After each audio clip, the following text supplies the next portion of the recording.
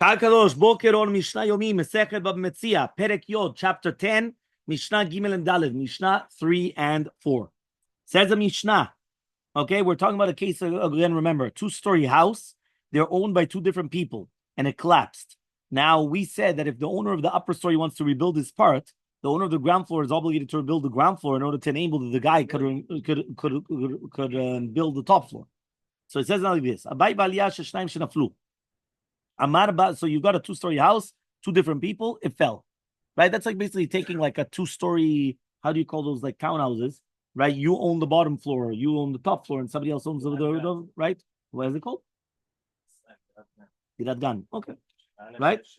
Amar Baal. So the Baal Aliyah comes and he tells the Baal Bayit, Tivne, build it. Yeah. Vehu eno rotze livnot. Yeah. He comes and he says, Vehu eno rotze livnot. Yeah. Vehu eno rotze livnot. And he doesn't want to rebuild. Hare Baal Bayit, Baal Aliyah boneh et habayit, vedar betochot shiten lo et yitziotav. The Bala Aliyah, he builds a house and he lives there until the other guy pays him. So he could take both floors.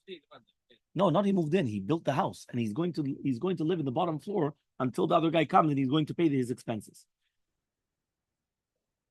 The Bala Aliyah, if I had the top floor, how do I build the top floor without building the bottom floor? So he builds the bottom floor and then he builds the top floor, but he's going to live in the bottom floor. He's going to live in the entire house until the guy comes and he pays him the money. When he pays him the money, he gets out of the bottom floor and he goes to the top floor. Rabbi Yehuda comes and he says another opinion. Even in such a case, this one, which is the upper story, he's living in his friend's property. Therefore, right, he thereby receives monetary benefit from his friend. So he still has to pay him rent for the time that he's living there. Why? Because anybody that's getting a benefit, you have to pay. So you're right. Okay, I have to pay you for the expenses. But 1 second, until I don't pay you, who's living in my house? You. So you have to pay me rent.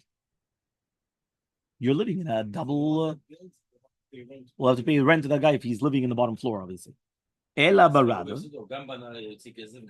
No, he's לא גם הוציא כסף. הוא יקבל את הכסף הזה בחזרה. Yeah? בסדר.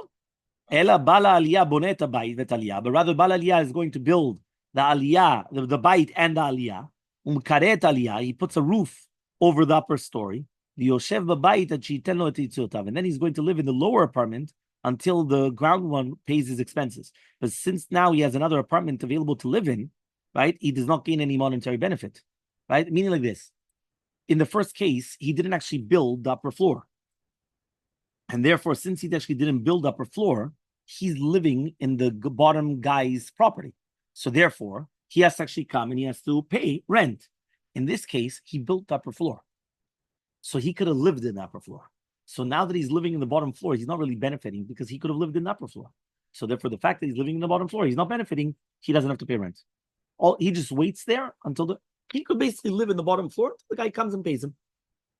Until the guy pays him. So it's only to put pressure so he pays. Yes. Mishna Daled. Vechem bet abad. The same halacha would apply to a bet abad, an olive press. Okay, that was built on a mountain, like on a cave. Right? And there was a garden belonging to somebody else, which was on top of the chamber. And the roof fell in. So he could come and he could plant the seeds right below the dirt floor of the chamber. Until the owner of the olive press makes a new dome, a new roof. So imagine the guy comes and he's going to start planting on the bottom. Hey, what are you planting? Okay, make the roof. I'll plant on the roof. Until you don't make the roof, I'm going to plant. Okay, the same halacha would apply to a kotel va'ilan. Imagine right now somebody's wall or tree, it falls into the Reshut Rabim and it causes damage.